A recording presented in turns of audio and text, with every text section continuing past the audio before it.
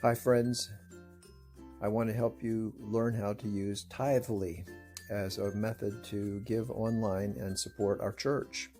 It's really easy to use, and after you initially set it up, you will have no trouble at all. You see the app down here on the bottom of my screen. You'll have to download the program from the internet onto your computer or onto your smartphone. I use a Samsung, so I went to the Play Store and just downloaded Tithely. Once you have it installed, go to the app, and the first time you use it, you're going to have to do something very important, and that is find the right church to give to. So you use the Find Church up here and type in St. Columba's, and you want to make sure you say Big Bear, California. Otherwise, you may get the wrong St. Columba's Church. Also, don't go with the church that's nearest you. That would be the default, and that's what pops up the first time you use the app.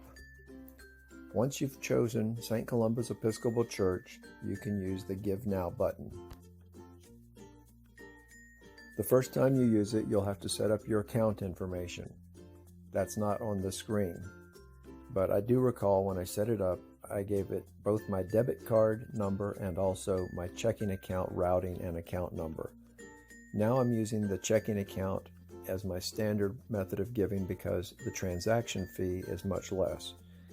As I understand it, the transaction fee for a debit card or a credit card is 2.9% of the transaction. If you use the ACH, or that is your direct withdrawal from your account, it's 1% of the transaction. So I go with the 1%. In this case, I'm going to give $85. And I want to make sure it goes, in this case, to the general fund. That is my default because that's what I gave to last time. I click on the arrow there at the side, and you can see there's also the option at the bottom for the building fund. So you have to choose one or the other, the general fund or the building fund. You can choose to do recurring giving if you want to have your gift every week, for instance, or you can do a one-time gift. For this demonstration, I'll do a one-time gift, and instead of using my debit card, I'm going to use my bank information.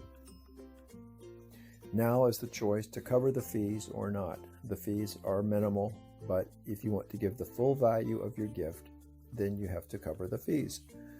In this case, I will cover the fees. So my $85 gift turned into an $86.16 withdrawal from my account. That's all there is to it. I'll hit give, confirm that, make sure you're giving to the right church, and there you go. My gift is in, and that's all I have to do except look for the receipt in my email. That was what I gave them when I set up the account. There you go. You heard it. That means my receipt is now in my inbox. Okay, look forward to helping you. If you have some questions, give it a try and let me know what kind of problems you might encounter. I think you'll find it really easy. God bless you for your generosity to St. Columba's Episcopal Church in Big Bear, California.